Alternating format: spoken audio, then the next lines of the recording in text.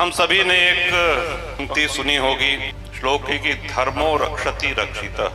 आप धर्म की रक्षा करें, धर्म आपकी रक्षा करेगा। लेकिन शायद कहीं हम इसको भूल गए। आज पूरे देश में, पूरे प्रदेश में हमारे धर्म के ऊपर भी प्रहार हो रहा है, हमारे धर्माचार्यों के ऊपर भी प्रहार हो रहा है और हम मौन बने उसको सह रहे हैं। कोई और बोलेगा, कोई और भिड़ेगा, हमको बोलने की क्या आवश्यकता है।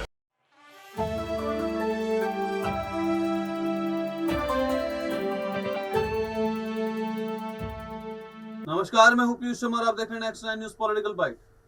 अब राजा भैया जो हैं, उनका बयान रामचरितमानस पर आखिरकार आ ही गया है। जी हाँ, प्रतापगढ़ के जो कुंडा है, वहां से विधायक राजा भैया, वैसे तो देखिए वो राम भक्त माने जाते हैं, जो सनातन धर्म है उसको काफी मानते हैं। देखिए, और बार बार आप देखते होंगे कि राजा भैया की काफी सारी वीडियो वायरल भी हो रही थी कि कभी इस श्रीमद् भागवत कथा में जा रहे हैं, कभी बालाजी हनुमान जी की आरतियों में जा रहे हैं, लोग उनको बुलाते हैं अलग अलग राज्यों में जो कोई धर्म का कार्य होता है। तो देखिए, धर्म कर्म के कार्यों में राजा भैया जो है वो काफी संलिप्त रहते हैं और अपने धर्म को बढ़ चढ़कर देखिए प्रमोट करते भी हैं। और अभी तक देखिए, कल शाम तक कोई भी ऐसी कोई टिप्पणी राजा भैया के द्वारा नहीं आई थी। लेकिन कल शाम को एक कथा में गए हुए थे, जो पूजा अर्चना हो रही थी, वहां पर जब उनको बोलने का मौका मिला, तब उन्होंने देखिए रामचरितमानस पर काफी विवादित बयान दिया। उन्होंने बोला कि समाजवादी पार्टी जो कर रही है वो गलत। अखिलेश यादव और स्वामी प्रसाद मौर्य पर जमकर बरसे। सुनिए उनकी जुबानी। श्रद्धे अतुल जी महाराज, आए हुए सभी संत चरण जो यहाँ उपस्थित हैं, विद्यमान हैं, हमारे सभी सम्मानित वरिष्ठ जन, माताएं, गुरु विश्वामित्र, प्रभु श्री राम और श्री लखनलाल जी के प्रतिमूर्ति जो झांकी में यहाँ पे उपस्थित हैं, महाराज जी के साथ आई हुई पूरी संगीत मंडली, आप सभी का अभिवादन, आप सभी को हमारे सादर प्रणाम। अतुल जी महाराज के एक बहुत बड़ी विशेषता है कि बहुत जटिल से जटिल चीज बड़ी सरल भाषा में, कि विद्वानों के समझ में आ जाए, और जो कम पढ़ा लिखा है, जो संस्कृत के विद्वान नहीं न, उन्हों के समझ में आ जाए। और एक सच्चे राम भक्त या सच्चे कथाकार की ये पहली योग्यता है। हम सबके श्रद्धे गोस्वामी तुलसीदास जी महाराज संस्कृत के प्रकांड विद्वान थे। पाणिनीय व्याकरण का अध्ययन उन्होंने काशी से किया था। लेकिन उनके मन में एक ये टीस थी कि हमारे देश में बहुत बड़ा वर्ग ऐसा है जो संस्कृत को समझ नहीं पाता है, संस्कृत को पढ़ नहीं सकता है, संस्कृत बोल नहीं सकता है। उन जन सामान्य के लिए उन्होंने हमारी आपकी बोलचाल की भाषा में, अर्थात अवधी भाषा में, श्री रामचरितमानस की रचना करी। लेकिन संस्कृत का महत्व उन्होंने भूला नहीं। उनको प्रत्येक अध्याय में जब हम देखेंगे, श्री रामचरितमानस में मंगलाचरण संस्कृत में ही है, उसके बाद दोहा चौपाई ये आरंभ होते हैं। हम सभी ने एक पंक्ति सुनी होगी, श्लोक है कि धर्मो रक्षति रक्षितः। आप धर्म की रक्षा करें, धर्म आपकी रक्षा करेगा। लेकिन शायद कहीं हम इसको भूल गए। आज पूरे देश में, पूरे प्रदेश में हमारे धर्म के ऊपर भी प्रहार हो रहा है, हमारे धर्माचार्यों के ऊपर भी प्रहार हो रहा है और हम मौन बने उसको सह रहे हैं। कोई और बोलेगा, कोई और भिड़ेगा, हमको बोलने की क्या आवश्यकता है। भगवान श्री राम का व्यापक चरित्र देखिए। सबसे पहले तो हम सभी लोग इतने सौभाग्यशाली हैं कि हिंदू धर्म में हम सभी लोगों का जन्म हुआ है।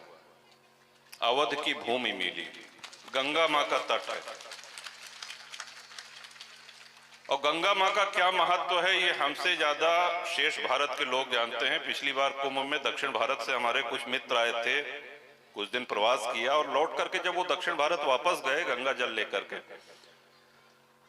फिर उन्होंने फोन से बताया कि आसपास के 25-30 किलोमीटर के लोग जिनको ये जानकारी हुई कि हम प्रयाग से स्नान करके और संगम का जल लेकर के आए हैं, वो आते और हमारे पांव छूते थे कि आप गंगा नहा के आए हैं, बहुत थोड़ा सा गंगा जल हमको मिल जाए अंतिम समय के लिए।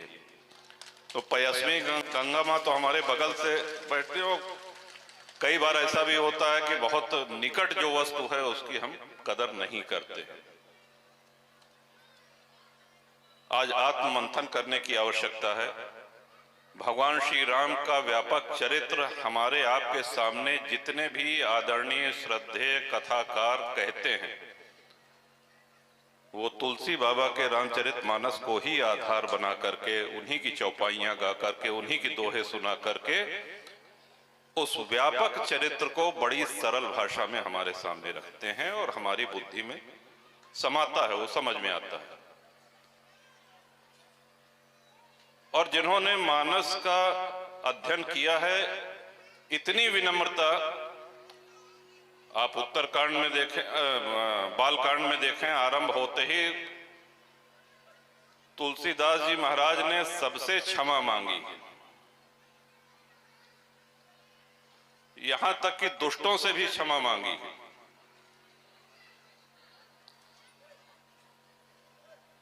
मति अति नीच ऊंच रुचि आछी, चाहिए अमीय जग जुरे न छाछी। इतनी विनम्रता। मति हमारी बहुत थोड़ी है, रुचि बहुत ऊंची है, चाह अमृत पाने की है, लेकिन स्थिति मट्ठे भर की भी नहीं है। और करण चाहूं रघुपति गुण गाथा, लघुमति मोर चरित अवगाहा। तमाम इस तरह के उन्होंने पूरे क्षमा याचना करी है कि मैं इतना बड़ा काम साधने जा रहा हूं। कहीं भी उनकी किसी वर्ग को कष्ट पहुंचाने की कोई इरादा नहीं था, लेकिन कष्ट इस बात का होता है कि आज श्री रामचरितमानस पर, आज तुलसी बाबा पर अगर राजनीति से प्रेरित होकर के कोई प्रहार कर रहा है और हम मौन बन के बैठे हैं, तो हमको अपना आत्मचिंतन करना चाहिए। हमारे कहने का ये मतलब नहीं कि मुर्दाबाद के नारे लगाए जाएं या पुतला दहन किया जाए, लेकिन हाँ, हमको उस सभ्य भाषा में तार्किक ढंग से अवश्य प्रतिकार करना चाहिए और अपनी बात पूरी मजबूती से। भगवान नामों परीक्षा लेता है कि हम देखत ही अपने भक्तन के बोलत है हमरे बरे कि सब कथे सुने चला हो थी। वो तो त्रिकालदर्शी हैं, सर्वज्ञ हैं। अगर भगवान को कोई अपमानित कर रहा है या हमारे धर्म शास्त्रों का अपमान हो रहा है या तुलसी बाबा का अपमान हो रहा है, तो ये भी तो प्रभु देख रहे हैं। जो अपराध भगत कर करई, राम रोष पावक सो जरई। भगवान के प्रति अपराध तो एक बार भगवान क्षमा भी कर देते हैं, लेकिन भक्त के प्रति यदि कोई अपराध करता है, वो प्रभु श्री राम के क्रोध में जलता है, झुलसता है। आज मौन रहने का समय नहीं है। आज पूरे देश में, प्रदेश में जो वातावरण बना है, सनातन के ऊपर जो प्रहार हो रहा है, उसमें सब हम लोगों को एक होकर के उनका तार्किक उत्तर मुखर होकर के देने की आवश्यकता है। अतुल जी महाराज आए हैं, औषधि बताए देहन। हम सभी लोग किसी न किसी रोग, किसी न किसी व्यथा, किसी न किसी चिंता से पीड़ित हैं। जितनी देर यहाँ आकर के आप सभी लोग बैठते हैं, हम सभी को विश्राम मिलता है, आराम मिलता है। वही स्थिति हुई कि जैसे रोगी वैद्य के पास जाए, वैद्य दवा दे, नब्ज देखा, नाड़ी देखी, पित्त बात कफ देखा, औषधि दी, लेकिन आप औषधि का सेवन न करें तो लाभ कैसे होगा। तो ये औषधि सिर्फ तभी तक नहीं है जब तक आपकी श्री राम कथा चल रही है। ये औषधि आजीवन है, आजीवन इसका पान करना है, तभी लाभ होगा। और धर्मो रक्षति रक्षिता का जो हमने एक निवेदन आपके सामने किया है,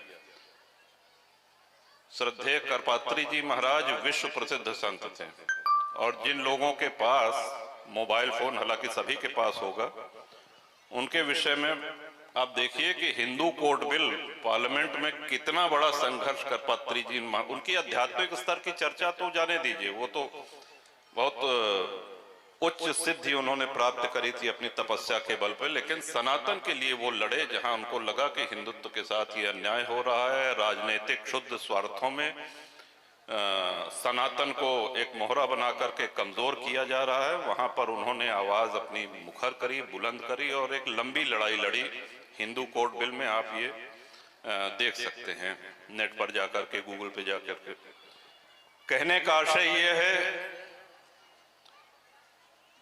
कि इसी तरह की मांगलिक कथाएं हमारी आने वाली पीढ़ी और उनकी आने वाली पीढ़ी भी सुनती रहे, ये सुनिश्चित कराना हमारे आपके हाथ में है।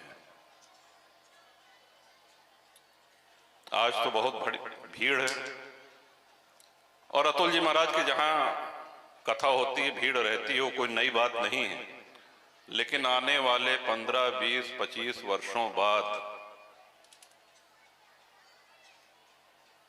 ये भीड़ और बढ़नी चाहिए। इसका दायित्व हम सभी लोगों का।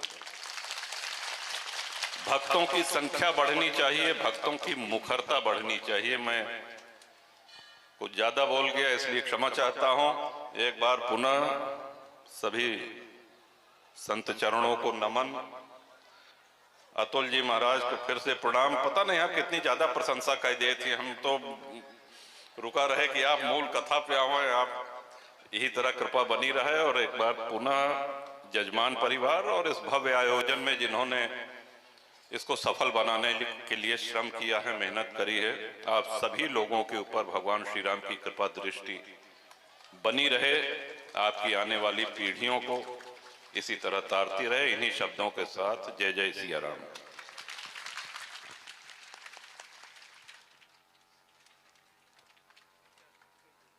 तो देखा कैसे राजा भैया की भी चुप्पी अब टूट चुकी है। अब देखने वाली बात होगी कि समाजवादी पार्टी इस बयान को कैसे देखती है, और क्या नगर निकाय चुनाव में इसका असर समाजवादी पार्टी पर होगा। अगर ये वीडियो आपको अच्छी लगी तो इस वीडियो को लाइक कीजिए, शेयर कीजिए, हमारे चैनल सब्सक्राइब कीजिए। तब तक आप देखते रहिए next time news political bite.